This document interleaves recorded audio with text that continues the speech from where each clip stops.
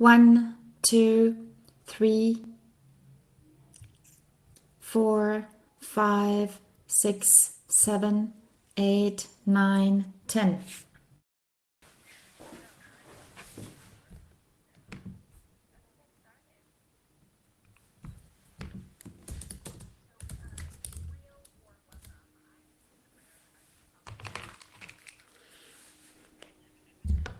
Bonjour à tous, je suis la co-fondatrice de A-Politique. Pour ceux qui ne connaissent pas cette plateforme, il s'agit d'une plateforme pour les gouvernements et l'objectif est de partager les meilleures pratiques. Nous avons un ensemble de sessions sur le Covid qui concerne les gouvernements, comment les soutenir durant cette crise. Et vous allez donc pouvoir entendre parler de tout cela. Nous avons un sondage dans le Zoom chat que nous avons envoyé pour que nous puissions vous soutenir autant que possible. Donc aujourd'hui, nous avons également des participants de la société civile, des fonctionnaires également, de centaines de pays. L'objectif est d'apprendre les uns des autres. Nous sommes ici avec Helen Clark, Sanjay Padram, Robin Houdès, César Gazo-Huc et Yan Yong Lee. Et nous allons parler du Covid-19 et comment gérer cette crise par une gouvernance ouverte.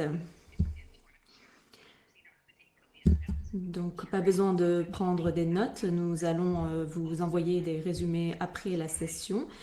Il faut aussi savoir que les points de vue exprimés par OGP et les différents gouvernements sont leurs propres points de vue.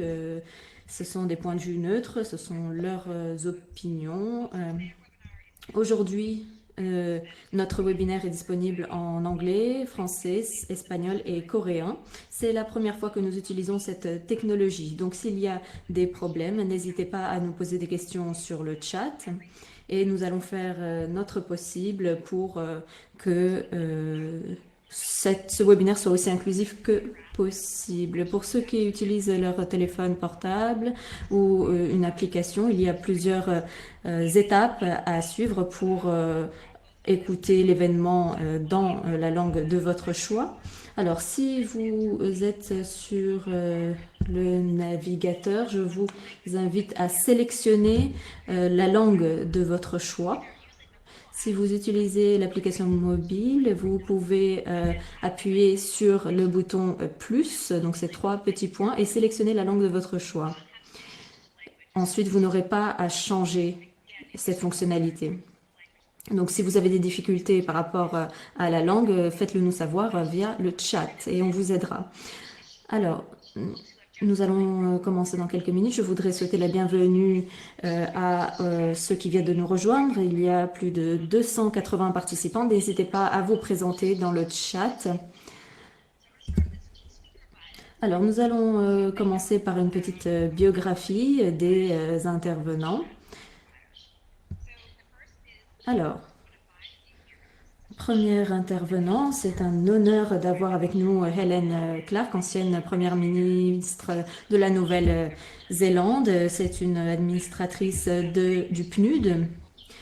C'est une leader, elle est spécialiste sur les questions de gouvernance ouverte, d'égalité hommes-femmes et de coopération internationale. Elle a été 3 fois première ministre de la Nouvelle-Zélande. Et elle va parler de la perspective de son pays, mais également, elle va également aborder la perspective plus internationale, plus globale. Sanjay, si tu peux faire un petit signe pour qu'on sache où tu es.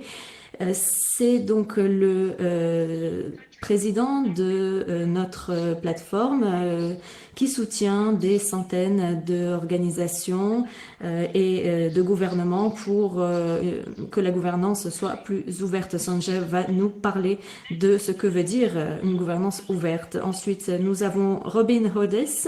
Est-ce que vous pouvez faire un petit signe? C'est la directrice gouvernance de l'équipe B, the B Team. Elle travaille avec différentes entreprises et autres parties prenantes. Et elle travaille également sur la lutte contre la corruption et la protection des libertés civiques. Elle est très impliquée dans ces différentes questions. Ensuite, nous avons César. César, est-ce que tu peux nous faire un petit signe? C'est le sous-secrétaire gouvernance ouverte Nation numérique. Excusez-moi, il y a quelqu'un qui n'a pas éteint son micro. Est-ce que vous pouvez éteindre votre micro, s'il vous plaît? Donc, il travaille donc auprès du chef de cabinet du président argentin. Il représente différentes parties prenantes. Et enfin, nous avons Jae-Yong Lee, ministre adjoint de l'Intérieur et de la Sécurité en Corée du Sud. Il appuie les travaux de la société civile et les activités du partenariat. Donc, plusieurs points de vue. Alors, l'interprète s'excuse, il y a un son il y a quelqu'un qui n'a pas éteint son micro. Je m'excuse, mais je ne peux pas travailler dans ces conditions.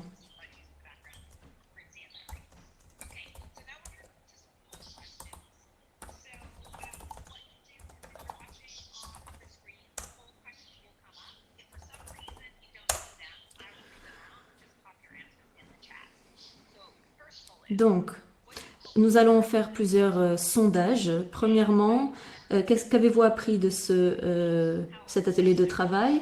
Alors, pourquoi la gouvernance ouverte est importante? Alors, l'interprète s'excuse, mais il y a beaucoup de bruit de fond.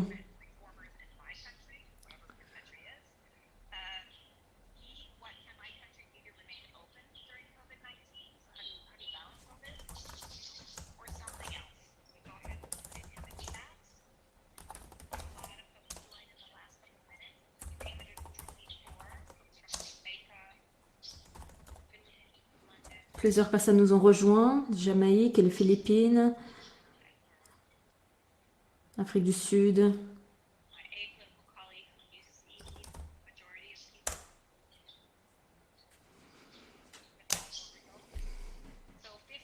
Donc je regarde les résultats du sondage. 55% d'entre vous veulent savoir quelles sont les approches de gouvernance ouverte qui ont été mises en place pour lutter contre le Covid. Alors, ensuite, comment les gouvernements répondent au Covid-19? Très bien. Alors, prochain sondage.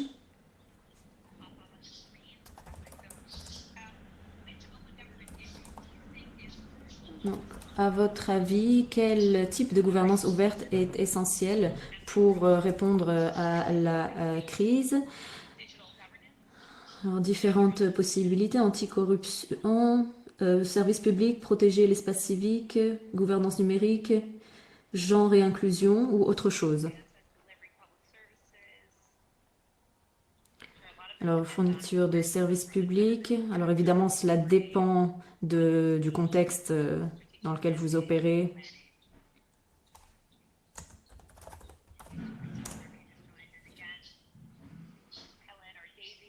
Helen, Davy, lorsque vous êtes prêts, on regarde les résultats. Alors, le plus important, c'est évidemment la fourniture de services publics. 57% d'entre vous. Ensuite, anticorruption et gouvernance numérique, protection de l'espace civil également. Donc, c'est intéressant pour nos intervenants. Très bien. Donc, nous allons maintenant entrer dans le vif du sujet. Avant cela, assurez-vous d'avoir un affichage galerie de photos. Et si vous voyez tout le monde, vous pouvez tous faire un petit signe, s'il vous plaît, pour qu'on puisse tous se voir.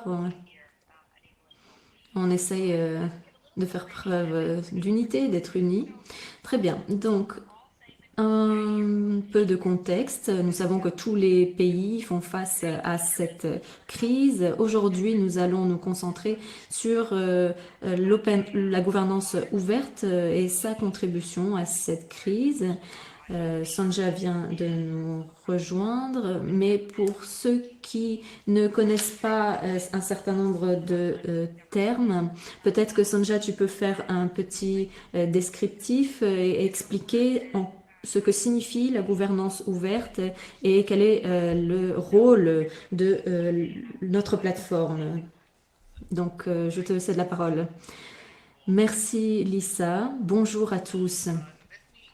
Alors, je vais vous illustrer ce que signifie la gouvernance ouverte par des exemples concrets qui proviennent donc des réponses au Covid-19 ainsi que des réformes que l'EGP a fait par le passé. Alors, d'abord, une petite introduction. L'EGP, c'est un partenariat de 78 pays et de gouvernements locaux qui représentent plus de 2 milliards de personnes.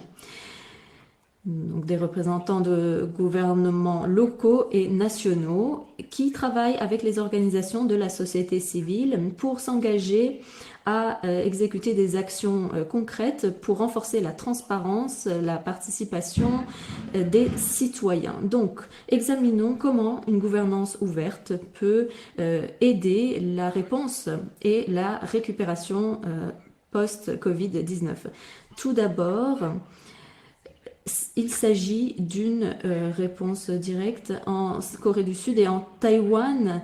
Et à Taïwan, nous avons donc vu qu'une gouvernance ouverte à travers la divulgation par des gouvernements d'informations ouvertes était essentielle et a aidé à répondre à la crise. Et ceci contribue à ce que les gouvernements soient dignes de confiance, soient donnantés, et ceci est très positif. La gouvernance ouverte peut également contribuer à l'approvisionnement en biens de santé pour éviter les contrefaçons. Vous savez que New York, par exemple, a eu beaucoup de difficultés à acheter des respirateurs. Ils ont dû payer 69 millions de dollars pour un contrat pour obtenir des respirateurs, donc le triple du prix normal. Ces ventilateurs n'ont pas été livrés. En Ukraine, par exemple, le gouvernement a dû divulguer des contrats d'urgence, avec donc des données ouvertes pour que la société civile puisse faire le suivi de ces différents contrats. Alors que les gouvernements passent à la réhabilitation, des pratiques ouvertes peuvent garantir que tous ces produits soient utilisés correctement. Tout d'abord, des budgets ouverts peuvent aider les citoyens à faire le suivi de ces flux de liquidités. Par exemple, aux États-Unis, on a une loi de 2009 qui favorise la divulgation d'informations. Deuxièmement, des contrats ouverts dans le cadre de ces fonds de relance peuvent limiter les dépenses, réduire la corruption. Et la divulgation de ces contrats est quelque chose de positif. Cela donne la possibilité aux citoyens d'assurer la reddition des comptes. Les citoyens peuvent signaler les cas de corruption et cela permet de limiter les dépenses et d'encourager le travail des entreprises. Il y a également la mise en place d'un ensemble de filets de sécurité pour les plus vulnérables et cela peut aider à ce que tous les bénéfices atteignent les personnes concernés.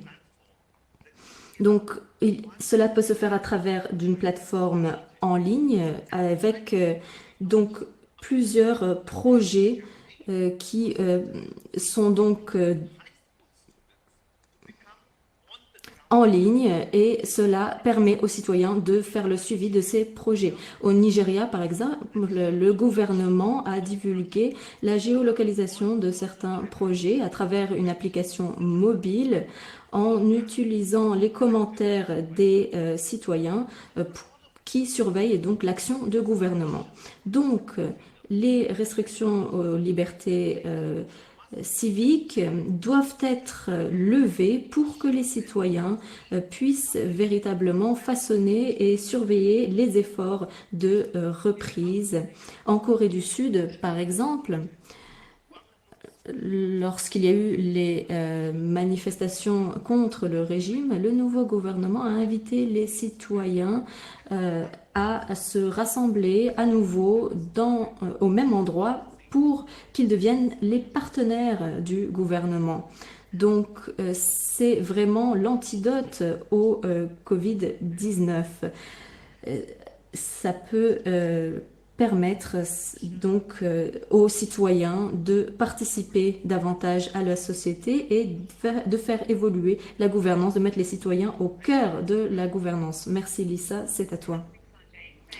Très bien Sanjay. Alors, est-ce que je peux demander aux différents participants de dire quelque chose concernant l'intervention de Sanjay? Il nous a donné quelques exemples, des exemples donc, qui fonctionnent. Si vous pouvez nous faire des commentaires là-dessus dans le chat. Alors maintenant, nous allons entendre différents intervenants, ce que j'ai présenté au début. Durant leurs interventions, n'hésitez pas à faire vos commentaires, poser des questions. L'objectif est vraiment d'avoir un débat participatif. Alors, je me tourne vers Robin. Ma question pour vous, Robin, est la suivante. Nous savons qu'il y a des tendances inquiétantes quand on parle de démocratie, de droits civiques, et les organisations de la société civile ont souligner ces différentes préoccupations. Et donc, dans ce contexte, quels sont les risques auxquels les démocraties sont confrontées? Alors, merci à tous. Je suis ravie de participer à ce séminaire. Et donc, je salue la communauté d'Apolitique et de OGP. C'est très important que la société civile soit connectée. C'est d'ailleurs l'un des avantages de ce partenariat. C'est vraiment un espace de co-création. Donc nous sommes ravis que vous soyez tous présents aujourd'hui. Alors, quelques éléments de réflexion. Sanjay a déjà mentionné certains exemples, on pourra en parler davantage. Je voudrais pour ma part, donner un petit message d'espoir pour ce qui est de la participation de la société civile. Je pense que les gouvernements ont vraiment été frappés par cette crise et ça les a réveillés en quelque sorte. Les institutions publiques sont maintenant sous les feux de rampe et depuis la société civile, on sent que notre rôle, c'est vraiment un rôle de supervision, mais nous avons aussi une voix et parfois on utilise cette voix pour parler de choses qui ne sont pas toujours très positives. Et donc, dans ce contexte, il y a la question du risque auquel la démocratie est confrontée. On sait qu'une pandémie, c'est une urgence, donc cela veut dire des pouvoirs spéciaux et ceci parfois rompt avec l'équilibre des pouvoirs.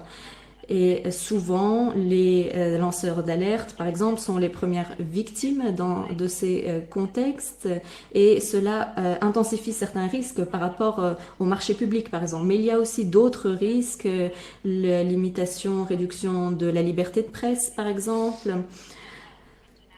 Et On a aussi d'autres risques auxquels font face les journalistes, les médias, la liberté de réunion, les risques de corruption et aussi différentes controverses.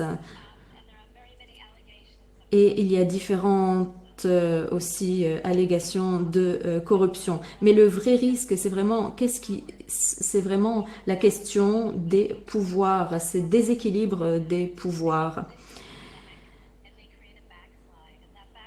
Le risque de cette pandémie, c'est d'avoir un retour en arrière, par rapport à la transparence, à la redevabilité. Donc évidemment, avant la pandémie, il y avait déjà une crise de confiance et souvent ces événements sont une chance pour rétablir la confiance dans les gouvernements. Mais cela dépend de leur réaction à la pandémie. S'ils prennent des décisions sur la base de valeurs démocratiques, s'ils renforcent la transparence, s'ils ouvrent l'espace aux citoyens, à la participation citoyenne, ce sera positif. Lorsque ces approches impliquent les citoyens, lorsque elles sont utilisées à bon escient, les résultats sont meilleurs. Donc, les gouvernements ont un choix et le choix qu'ils feront aujourd'hui aura un impact sur l'avenir. Et la société civile a la responsabilité de travailler avec les gouvernements pour aborder ces risques et pour les aider à se concentrer sur des approches ouvertes. La société civile, c'est vraiment essentiel pour maintenir la démocratie et les droits des humains. Merci beaucoup, Robin, d'avoir souligné le rôle de la société civile.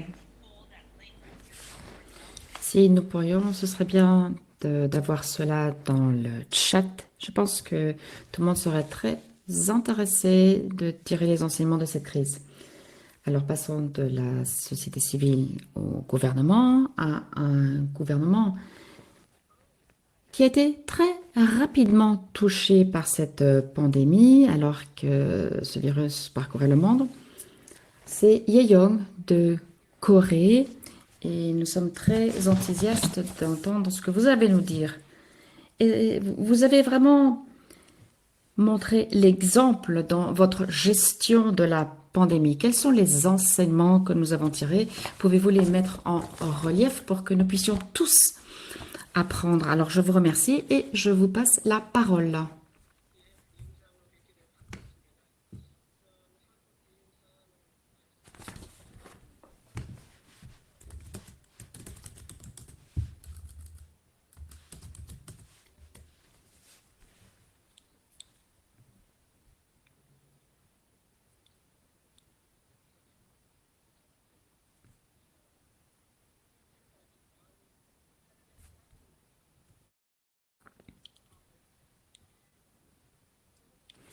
Si vous regardez les cas qui ont lieu et que vous regardez les 2 derniers jours, les chiffres ont vraiment baissé. Hier et aujourd'hui, nous avons eu 0 cas et cela prouve le succès de notre gouvernement dans la réponse au Covid-19.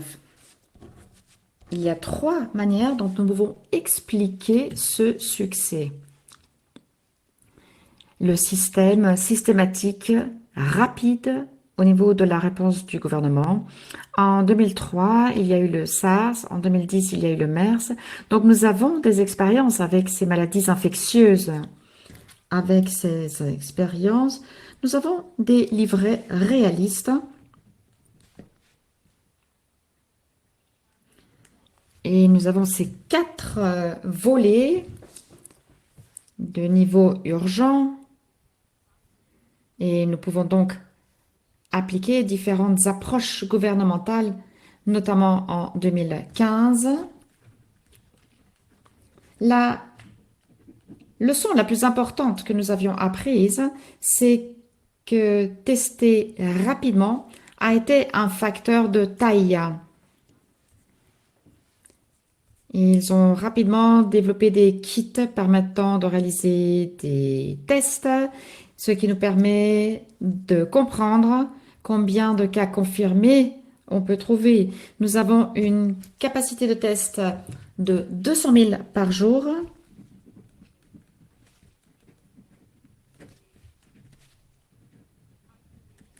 Par ailleurs, nous isolons les personnes contaminées par le virus du public. L'interprète n'entend pas l'orateur. L'interprète n'entend pas l'orateur.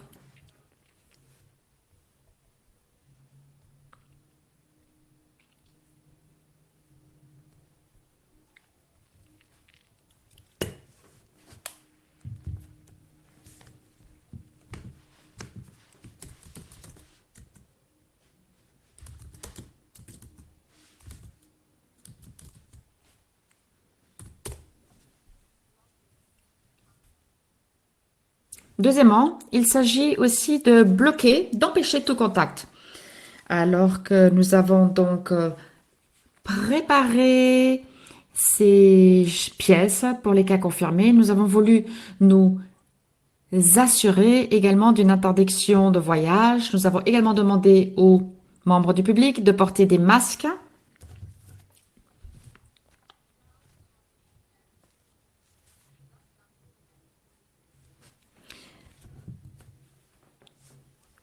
Sans ce confinement, nous n'aurions pas réussi à atteindre ces chiffres. Une autre mesure, nous avons arrêté tout, que nous avons mis en œuvre que toutes les personnes qui arrivaient dans notre pays se mettaient en auto-quarantaine pendant 14 jours. S'ils voient qu'ils présentent des symptômes, ils peuvent facilement communiquer avec les membres du gouvernement et le gouvernement local peut ensuite prendre les mesures nécessaires. Enfin, un partage transparent de l'information et une communication ouverte avec le public. De par la loi, au niveau de la prévention des maladies infectieuses en Corée, nous sommes censés donner toutes les informations au public, aux citoyens, même dans les cas confirmés, les interdictions de voyage. Donc, il est important de se concentrer sur les cas confirmés, mais les membres du public, les citoyens, doivent bien comprendre s'ils sont entrés en contact avec les cas confirmés.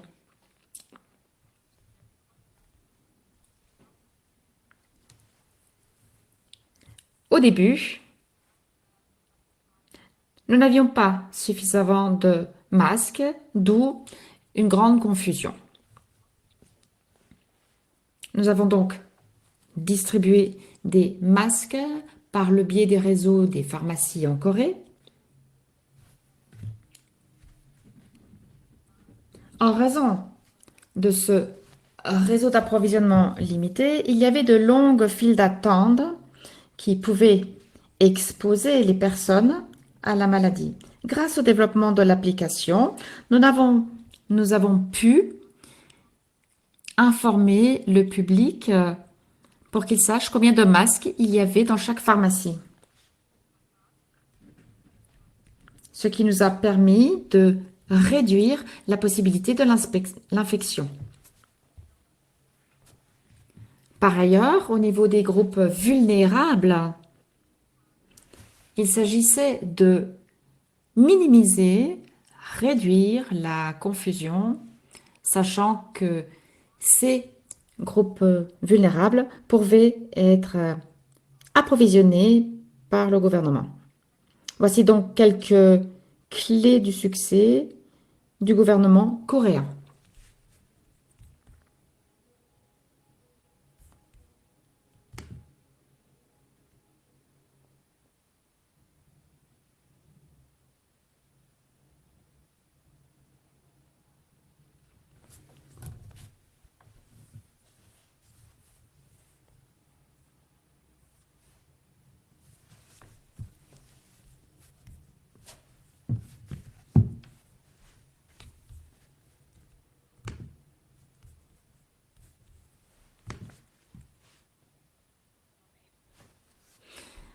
Il y a eu des problèmes de son. L'interprète peut dès à présent reprendre. Comment vous soutenez? Je pense qu'il y aura d'autres exemples. Merci aux participants de nous mettre vos enseignements dans la chat box. Passons de la Corée du Sud à la Nouvelle-Zélande. Un autre exemple. On vient d'apprendre qu'il puisse y avoir une bulle de voyage, de coopération entre la Nouvelle-Zélande et l'Australie en raison du faible nombre de cas. Nous allons donc entendre Helen Clark pour voir ce qui a fonctionné dans cette stratégie à succès, quels ont été les principes en parlant de la transparence, la surveillance, l'implication et la stratégie d'unité. Je pense que c'était même mentionné dans les conférences de presse du Premier ministre. Merci beaucoup. Bonjour à tous. Un point important à vous dire dès à présent, c'est que la Nouvelle-Zélande a adopté une stratégie novatrice que bon nombre de gouvernements n'ont pas adoptée. L'interprète rencontre des problèmes de son. Il est très difficile d'entendre Madame Helen Clark. Si il y a la maladie, il y aura un impact important au niveau des citoyens, car tout le monde est impacté.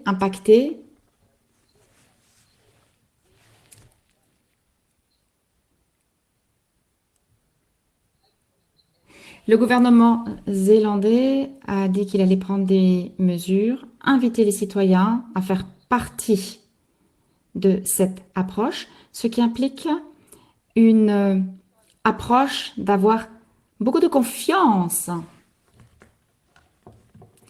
L'interprète rencontre vraiment des difficultés à entendre Helen Clark, le son étant au maximum. Alors, la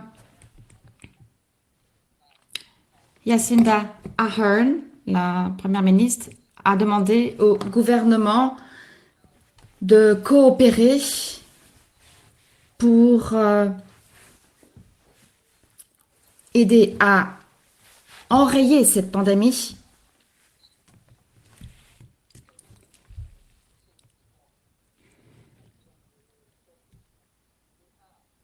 Nous avons vu les scènes au début d'année à Wuhan.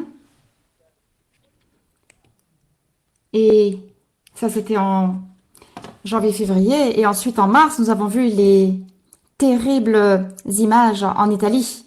Alors, environ au 14 mars, le Premier ministre, Jacinda Ardern, a dit « Voilà ce que nous allons faire ». Elle a lancé un signal visant à fermer les frontières à toute personne non néo-zélandaise vers le 18-19 mars. Tout le monde regardait les conférences de presse au quotidien et a expliqué qu'on passera au niveau 4 jeudi. Et ce sont les services essentiels qui resteront ouverts. L'interprète est désolé, mais comme il y a un problème de son, ce n'est pas évident d'interpréter. Les Néo-Zélandais pouvaient aller se promener, mais en gardant une distance. En raison de l'ouverture et de la communication constante, nous voilà 5-6 semaines plus tard, et à l'instar de la Corée, nous venons d'enregistrer 2 jours sans cas et nous avons 75% de notre économie qui opère, et avec un peu de chance, la semaine prochaine, peut-être pourrons-nous descendre encore d'un niveau et nous allons devoir observer davantage de distanciation sociale, continuer à nous laver les mains. Mais sans une confiance dans le gouvernement pour qu'il soit transparent, nous n'aurions pas pu nous y arriver.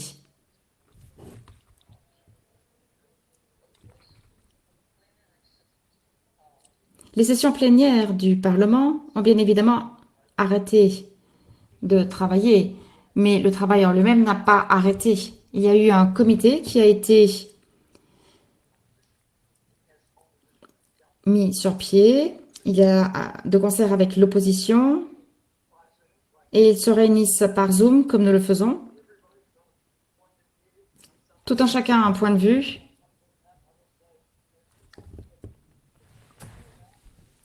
Mais vous savez, les médias sont très impliqués et je dois dire,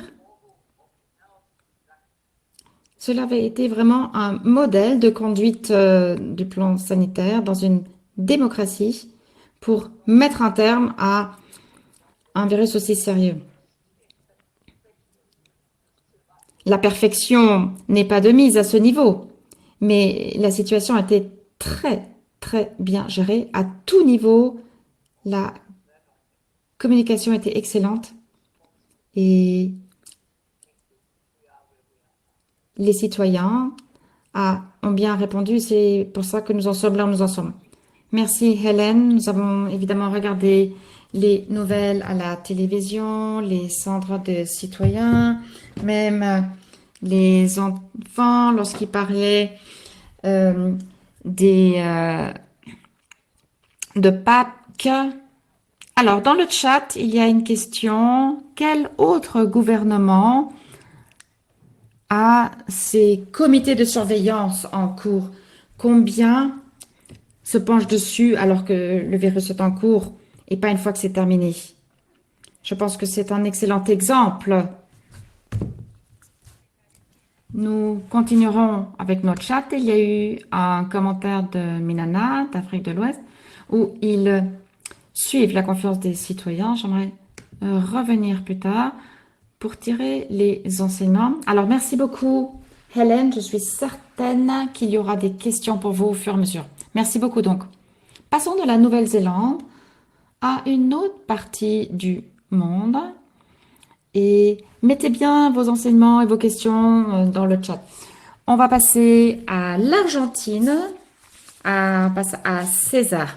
Alors, la confiance dans la gouvernance numérique, de concert avec le gouvernement argentin. Robin travaille aussi.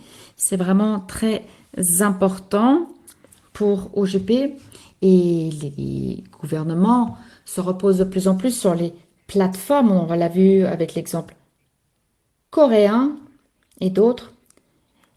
Quelles sont les possibilités essentielles et les défis? Vous voyez, quels sont les enseignements qu'on a pu en tirer? C'est à vous, César.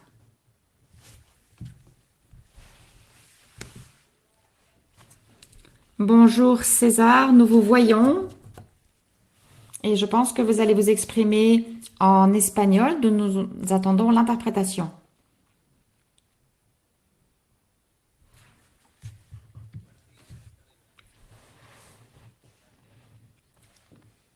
Bonjour à tous, merci d'être venus à cet événement. La pandémie et cette crise sanitaire ont eu un impact très important par rapport à tous les États dans le monde. Nous avons une partie importante de la population mondiale qui est en isolement, à la maison. Et on a maintenant la possibilité de communiquer de manière numérique. Il faut travailler de façon efficace. Il y a quelques mois, notre objectif était d'arriver à un gouvernement entièrement numérique en suivant cette situation organique.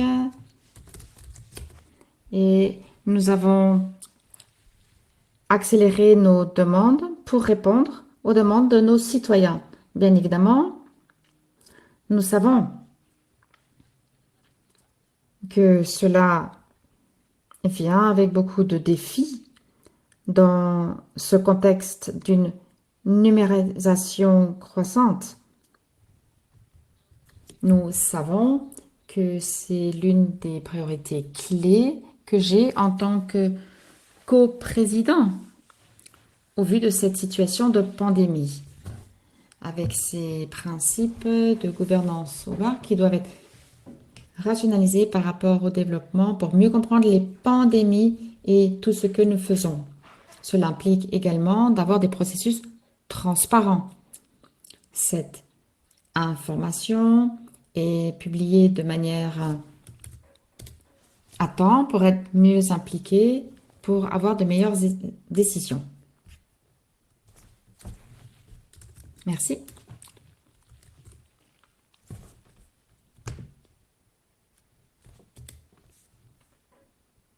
Je suis sûre qu'il y a beaucoup de questions par rapport à votre intervention, comment les personnes travaillent dans le cadre de partenariats public-privé, par exemple, etc. Donc, posez vos questions dans le chat et nous y reviendrons. Il y a une question ou un commentaire qui revient souvent, c'est les défis autour des données. En Europe, nous avons le RGDP, donc la législation concernant la confidentialité des données personnelles. Donc il s'agit de questions complexes et cela a à voir avec le court terme, long terme dont on vient de parler. Donc je vais revenir vers vous. Vers les premiers intervenants. Alors, comment est-ce qu'on peut s'assurer que les plateformes multipartites puissent être véritablement inclusives et transparentes et inclure notamment le secteur privé? C'est à vous, Hélène, je vous cède la parole. Alors, je pense qu'il y aura une nouvelle normalité. Et ce moment, c'est une opportunité et il ne faut pas la rater.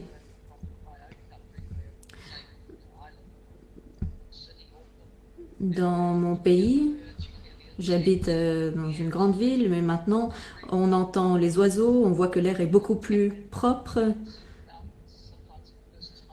Et c'est la même chose ailleurs. On a entendu d'autres récits. Et il y a aussi malheureusement l'impact sur les plus marginalisés, la question de l'inclusion sociale. Donc on peut revenir à là où on en était avec les personnes marginalisées qui souffrent le plus, ou on peut se dire quel avenir est-ce qu'on veut? Comment est-ce qu'on peut changer les choses? Et je pense qu'il faudra faire un lien direct avec la société civile. Donc, je pense que cela peut être un moment véritablement transformatif et je pense qu'on doit saisir cette occasion, au GP notamment, dire qu'on a besoin de toutes les parties prenantes. Donc, on peut faire mieux.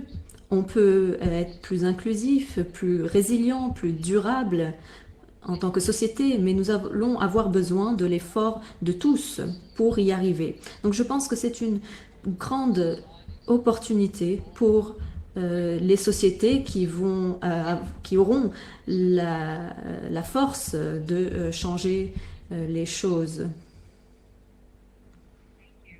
Alors merci Hélène. C'est d'ailleurs ce que le hashtag construire en mieux tente d'aborder, c'est de trouver un équilibre, répondre aujourd'hui tout en prenant en compte les besoins du futur. Alors, nous allons passer à d'autres interventions et nous passerons ensuite aux commentaires dans le chat. Alors, je reviens vers la Corée du Sud. Vous avez mentionné les différentes mesures du gouvernement coréen. Est-ce que vous pourriez donner plus de détails concernant les principes de gouvernance ouverte? Quels sont les principes qui sont véritablement clés?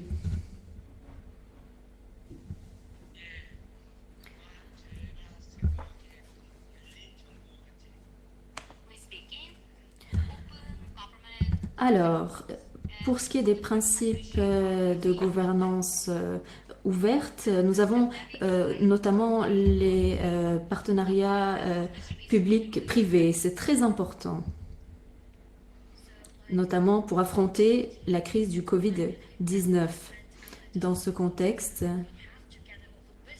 je pense que nous devons récolter toute la sagesse du secteur privé, du secteur public.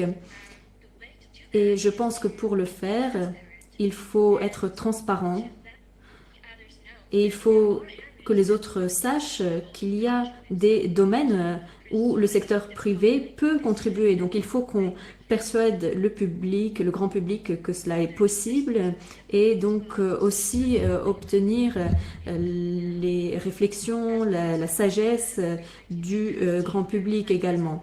En Corée du Sud, plusieurs idées ont été transmises et la moitié nous provient du secteur privé. Et je pense que ces idées sont très utiles. Par exemple, pour la première question que nous avons partagée, j'ai parlé de cette application pour obtenir des masques. Et lorsque cette app a été développée, les développeurs n'ont pas dormi pendant 3 jours. Et donc cela montre l'importance de la coopération entre le secteur public et privé.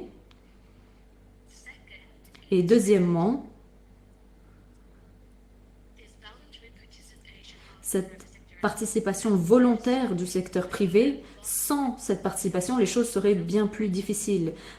Par exemple, l'autoconfinement.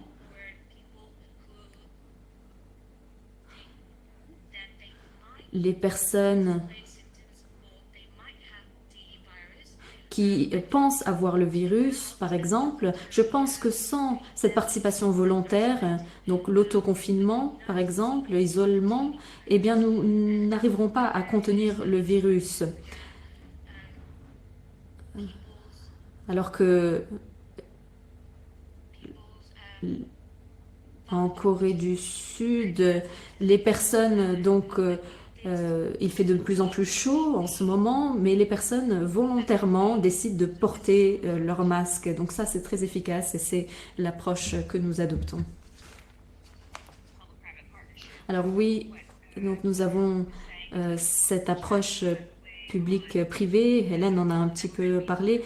On a vu dans le chat que la gouvernance ouverte, c'est beaucoup plus que des partenariats, c'est aussi plus de transparence, etc. Il y a aussi la dynamique entre le gouvernement fédéral, le gouvernement local, comment cette dynamique fonctionne dans ce contexte difficile.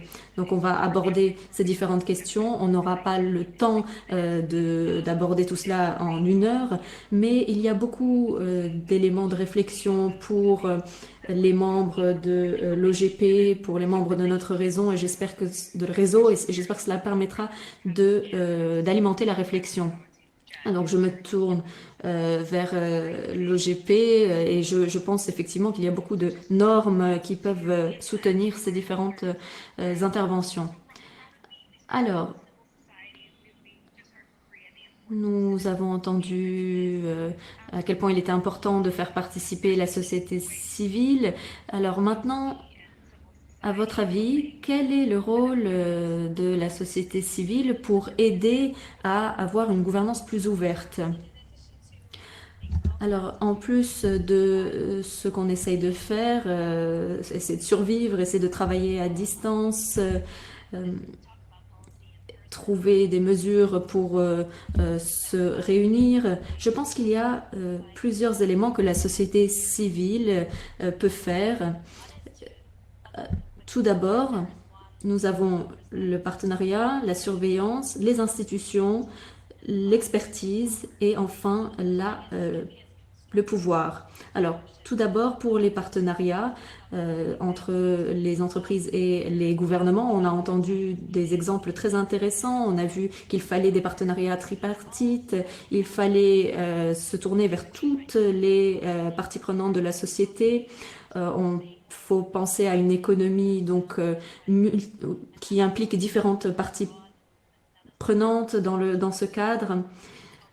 Donc, on a un exemple en Croatie où le ministère de l'Intérieur a créé avec une organisation une initiative pour se concentrer sur la violence domestique.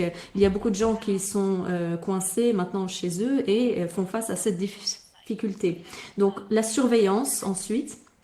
Deuxième domaine où on peut agir, pendant cette pandémie, on s'est beaucoup concentré sur les risques potentiels de corruption, des questions par rapport à l'approvisionnement qui ont été soulevées par Sanjay un peu plus tôt et les solutions de l'Ukraine, par exemple, qui ont été apportées. L'Ukraine se concentre beaucoup sur ces questions, mais il faut prendre un peu de recul et examiner tout le cycle financier. Il faut qu'on regarde les questions fiscales, les questions de budget, d'allocation.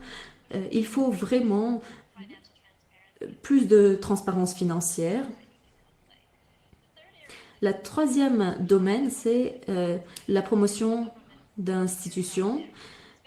Et en gros, je pense que c'est notre responsabilité au niveau de la société civile de dire que les institutions gouvernementales ont besoin de plus de ressources.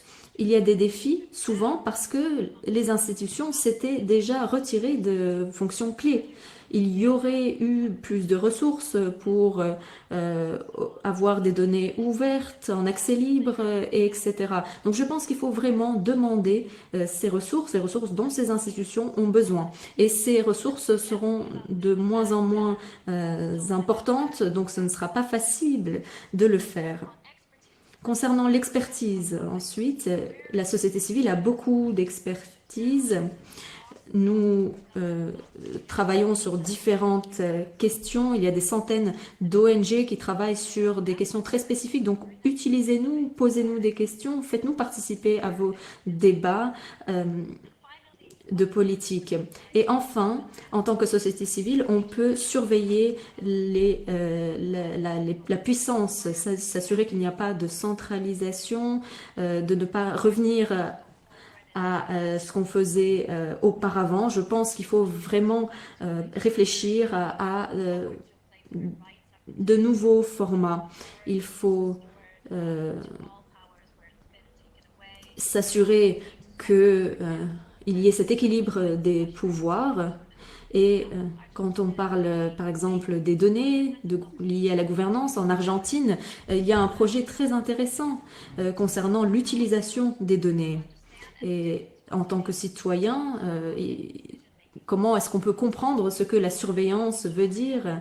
Donc, il faut vraiment participer à ces conversations et il faut avoir ces conversations. Et enfin, je voulais dire que la réponse fera véritablement la différence pour ce qui est de la récupération. Les gouvernements ont différents choix à faire, mais il faut impliquer la société civile également pour que nous puissions faire des choix qui permettent de construire un avenir meilleur. Merci beaucoup pour votre intervention. Alors, dans le chat, donc, je vois qu'il y a plein de commentaires, d'informations concernant les différentes questions qu'on a abordées. Quand on parle des ressources gouvernementales, les meilleures ressources, ce sont les fonctionnaires, ce sont les personnes qui se lèvent tous les jours et qui travaillent au quotidien. Donc, nous allons... Alors, je vais me tourner vers César. Avez-vous des derniers commentaires à faire avant de clôturer cette session? Alors, merci beaucoup. Alors, en Argentine, au niveau du gouvernement, on veut une réponse ouverte à cette crise. Ce qui est important de savoir et de se souvenir, c'est que cette pandémie nous a frappés quelques semaines après avoir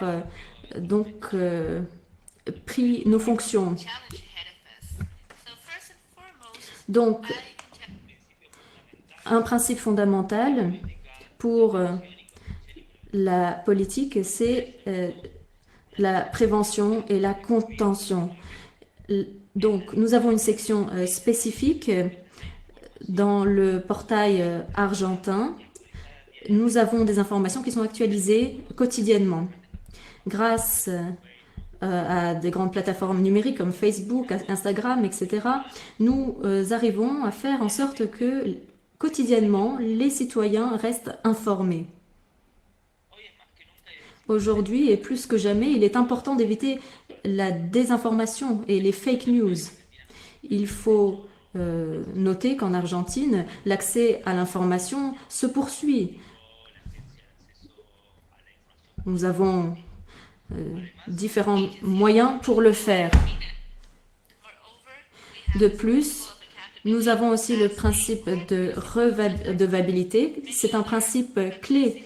Comme dans de nombreux pays dans le monde, notre ministère de la Santé divulgue les informations de façon efficace, organise des conférences quotidiennes et bien sûr, il y a le principe de l'inclusion qui est essentiel. Donc, cette plateforme que nous utilisons permet aux citoyens d'avoir la capacité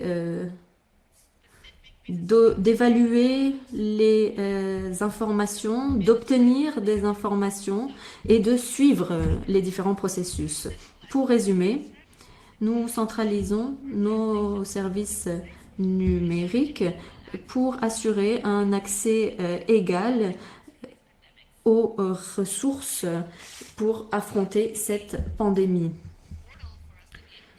Et puis, nous avons aussi un portail pour centraliser certains sujets comme la culture, l'éducation, le divertissement, pour que les citoyens puissent développer différentes activités dans le cadre de ce contexte. De plus, nous travaillons également pour continuer de travailler conjointement avec la société civile. En Argentine, nous avons un espace multipartite pour travailler sur plusieurs questions et solutions qui peuvent être appliquées dans d'autres domaines. Et enfin, je voulais dire aussi qu'on se concentre aussi sur le principe de fédéralisme. Nous avons décidé, il y a quelque temps, qu'il fallait intégrer tout cela au niveau fédéral, local. Tous ces services numériques sont accessibles dans tout le pays, toutes les juridictions. Nous travaillons avec tous les Argentins, tous les secteurs.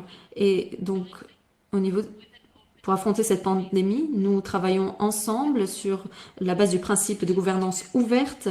On doit vraiment tirer profit de l'OGP pour développer notre réponse ouverte. Je vous remercie.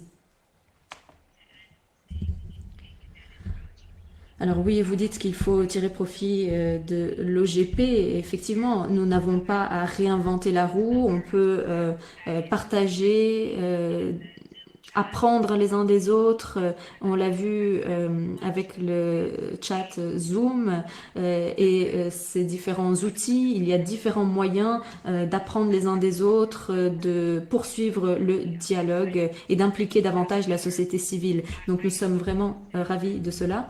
Je sais que Sanjay dirait que la gouvernance ouverte, c'est de la responsabilité de tous. Et je voudrais vous donner à nouveau la parole pour résumer en quelques mots quelle est votre impression par rapport à cette session. Qu'est-ce que vous avez appris, une leçon que vous avez tirée? Est-ce que vous pouvez aussi ajouter cela dans le chat? Donc, des derniers commentaires concernant cette session.